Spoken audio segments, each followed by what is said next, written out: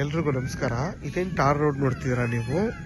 ಇದು ಕೊಂದ್ಕೊಂಡಿರೋಂಥ ಜಾಗ ನೋಡಿ. ಫೆನ್ಸ್ ಹಾಕಿದೆಯಲ್ಲ, ಈ ಫೆನ್ಸಿಂಗ್ ಇದೆಯಲ್ಲ, ಈ ಫೆನ್ಸಿಂಗ್ ಇಂದ ಹಿಡ್ದು ನೋಡಿ, ಅಲ್ಲಿಂದ ಹಿಡ್ದು ನಿಮಗೆ ಹತ್ರ ನಿಮಗೆ ಅಲ್ಲಿವರೆಗೂ 200 ಅಡಿ ಇಂದ ಜಾಸ್ತಿ ರೋಡ್ ಫೇಸೇ ಬರುತ್ತೆ ನಿಮಗೆ.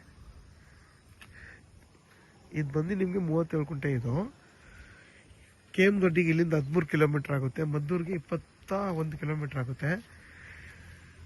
ಚನ್ನಪಟ್ಟಣಕ್ಕೆ ಇಲ್ಲಿಂದ 30 ಕಿಲೋಮೀಟರ್ ಆಗುತ್ತೆ ಈ ಜಾಗಕ್ಕೆ. ಇದ್ರ ಬೆಲೆ ಬಂದು 2 ಲಕ್ಷ ಹೇಳ್ತಾರೆ. ಕುತ್ಕೊಂಡ್ರೆ ಹೆಚ್ಚು ಕಮ್ಮಿ ಆಗುತ್ತೆ. ಜನರಲ್ ಪ್ರಾಪರ್ಟಿ ಇದು. ಇದು ಬಂದು plain land.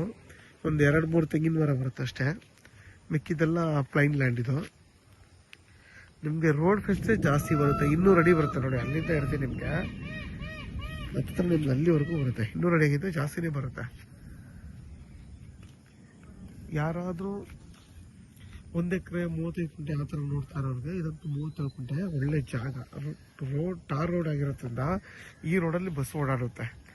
Bus vehicle facility ಇರೋದ್ರಿಂದ, ಮತ್ತು ನಿಮಗೆ ಟಾರ್ ರೋಡ್ ಪಾಯಿಂಟ್ ಆಗಿರೋದು, ವಿದ್ಯುತ್ ಕಂಬಗಳೆಲ್ಲ ಇರೋದ್ರಿಂದ ಆರಾಮಾಗಿ ಒಂದು ಮನೆ ಕಟ್ಕೊಂಡು ನೀವು ವಾಸ ಮಾಡ್ಕೊಂಡು ಮತ್ತೆ ಏನು ಬೇಕಾದ್ರೂ ಹೊಸ್ದಾಗಿಲ್ಲಿ ಫಾರ್ಮೇಷನ್ ಮಾಡೋದು. ಇದಕ್ಕೆ ಬಂದು ಕೆಂಪು ಭೂಮಿ. ಇಲ್ಲಿಂದ ಮಳವಳ್ಳಿಗೆ 5 ಕಿಲೋಮೀಟರ್ ಆಗುತ್ತೆ ಹೈವೇಗೆ.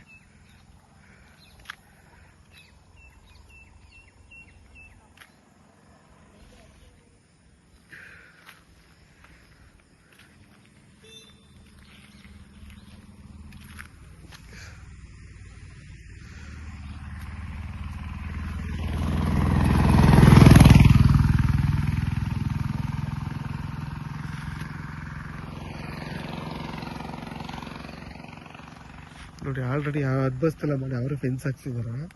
ಇದು ಡೈರೆಕ್ಟ್ ರಿಜಿಸ್ಟರ್ ರೆಡಿ ಇರೋಂಥ ಜಾಗ. ಇದು ಬಂದು ನಿಮಗೆ ವೆಸ್ಟ್ ಫೇಸಿಂಗ್ ಬರುತ್ತೆ.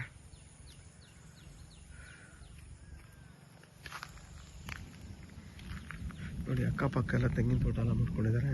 ನೋಡಿ, ಈ ಕಡೆ ಎಲ್ಲ ತೆಂಗಿನ ತೋಟ ಇದೆ. ನೀವು ಕೂಡ ಇದೇ ಥರ ತೆಂಗು ಅಡಿಕೆ ಏನು ಬೇಕಾದರೂ ಬಾಳೆ ಹಾಕೋಬೋದು ಈ ಜಾಗದಲ್ಲಿ. ನೋಡಿ, ಅಕ್ಕಪಕ್ಕ ಎಲ್ಲ ಎಷ್ಟು ಚೆನ್ನಾಗಿ ತೆಂಗಿನ ತೋಟ ಇದೆ ನೋಡಿ. ಬಾಳೆ ಎಲ್ಲ ಹಾಕ್ಕೊಂಡಿದ್ದಾರೆ ನೋಡಿ. ಮತ್ತು ನೋಡಿ, ಆ ಕಡೆನೂ ಹಾಕ್ಕೊಂಡಿದ್ದಾರಲ್ವಾ.